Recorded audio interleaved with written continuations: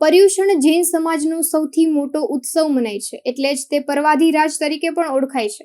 જૈનોના આ મહાપર્વનો પ્રારંભ થઈ ગયો છે. પર્યુષણ પર્વને પર્યુષણ પણ કહે છે.